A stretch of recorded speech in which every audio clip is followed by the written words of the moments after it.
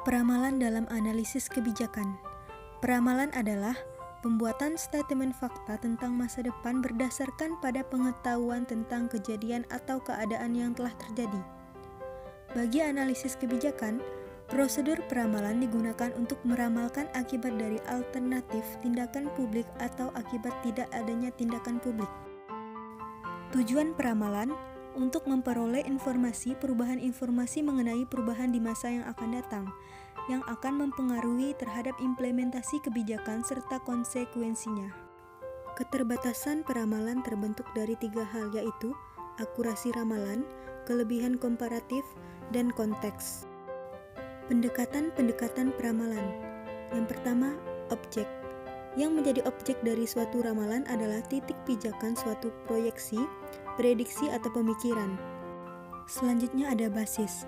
Basis dari ramalan merupakan seperangkat asumsi atau data yang digunakan untuk menetapkan kemungkinan dari ramalan atau konsekuensinya dari kebijakan baru maupun kebijakan yang telah ada, isi dari kebijakan baru, atau perilaku para penentu kebijakan. Metode dan teknik peramalan kebijakan. 1. Pemetaan teori. Pemetaan teori merupakan teknik yang membantu analisis untuk mengidentifikasi dan merancang asumsi-asumsi kunci di dalam suatu argumen teori atau kausal. Pemetaan teori dapat membantu mengungkap 4 jenis argumen kausal, yaitu konvergen, divergen, serial, dan siklik. 2. Pembuatan model teoritik. Pembuatan model teoritik menunjuk pada suatu teknik dan asumsi yang luas untuk membentuk representasi atau model sederhana dari teori. Pembuatan model merupakan bagian yang sangat penting dalam peramalan teoritik, karena analisis jarang membuat peramalan teoritik secara langsung dari suatu teori. 3. Pembuatan model kausal adalah representasi teori secara sederhana yang berusaha untuk menjelaskan dan memprediksi penyebab dari kebijakan publik. Asumsi dasarnya adalah bahwa kovariasi antara 2 atau lebih variabel. Hubungan sebab akibat diungkapkan oleh hukum dan proporsi yang terkandung di dalam suatu teori yang dimodelkan oleh analisis. Peramalan ekstrapolatif. 1. Analisis antar waktu klasik. Dalam membuat ramalan ekstrapolatif, kita menggunakan analisis antar waktu klasik yang memandang setiap data antar waktu mempunyai 4 komponen, yaitu tren sekuler, variasi musiman, fluktuasi yang bersiklus, dan perpindahan yang tak teratur. Kedua, estimasi tren linier. Sebuah teknik standar untuk mengekstrapolasi tren adalah estimasi tren linier atau linear trend estimation. Suatu prosedur menggunakan analisis regresi untuk memperoleh estimasi matematis yang cermat tentang situasi sosial masa depan. Waktu berkala nonlinear. 1. Osilasi. Dalam hal ini, ada nilai yang menyimpang dari linearitas, tapi hanya dalam 1 tahunan, catur bulan, bulan, atau hari. Kedua, siklus. Siklus adalah fluktuasi nonlinear yang terjadi antar tahun atau lebih lama dari itu. Lalu, kurva pertumbuhan. Penyimpangan dari linearitas terjadi antar tahun, dekade, atau jangka waktu yang lain. Keempat, kurva penurunan. Di sini penyimpangan dari linearitas juga terjadi antar tahun, dekade, atau jangka waktu yang lebih lama.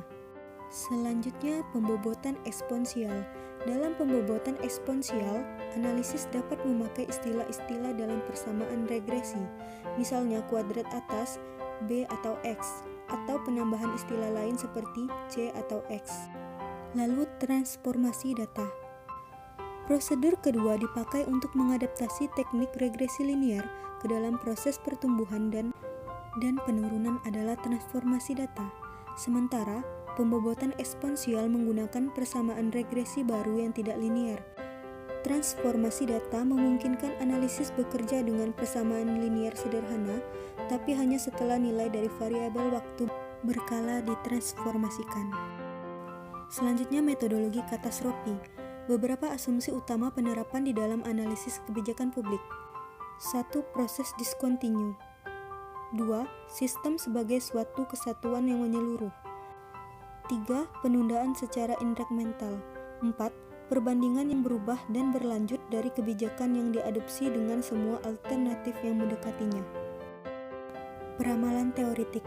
yaitu metode peramalan yang didasarkan pada asumsi tentang sebab dan akibat yang terkandung di dalam berbagai teori dengan menggunakan logika deduktif. Metode ini digunakan untuk membantu analisis membuat prediksi tentang situasi masyarakat di masa depan atas dasar asumsi teori dan data masa lalu.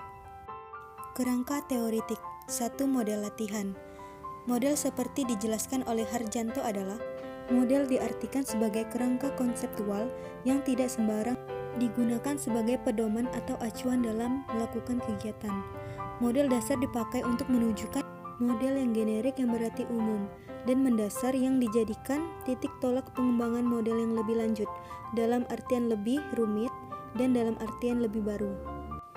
Menurut Harjanto, model dapat digunakan untuk mengorganisasi berbagai sumber kemudian dipakai sebagai stimulus untuk mengembangkan hipotestila atau keadaan yang konkret untuk menerapkan pada praktik atau menguji teori. Metode kausal. Metode kausal adalah mengasumsikan variabel yang diramalkan menunjukkan adanya hubungan sebab akibat dengan satu atau beberapa variabel bebas. Analisis regresi. Analisis regresi dalam statistika adalah suatu metode yang menentukan hubungan sebab akibat antara satu variabel dengan variabel yang lain. Lalu estimasi titik dan interval. Estimasi titik atau point estimation yaitu nilai tunggal statistik sampel yang digunakan untuk mengestimasi parameter populasi. Estimasi interval yaitu nilai interval dari statistik sampel yang berisi kemungkinan terjadi parameter populasi. Kemudian analisis korelasi. Analisis korelasi adalah suatu cara atau metode untuk mengetahui ada atau tidaknya hubungan linear antar variabel. Apabila terdapat hubungan, maka perubahan-perubahan yang terjadi pada salah satu variabel X akan mengakibatkan terjadinya perubahan pada variabel lainnya. Peramalan pendapat. 1. Teknik Delphi.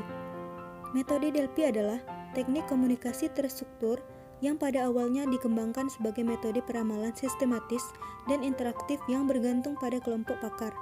Nama metode ini diambil dari Oracle Delphi, yaitu pendeta-pendeta wanita dari Yunani yang terkenal dengan ketepatan ramalan mereka. Yang kedua, analisis dampak silang.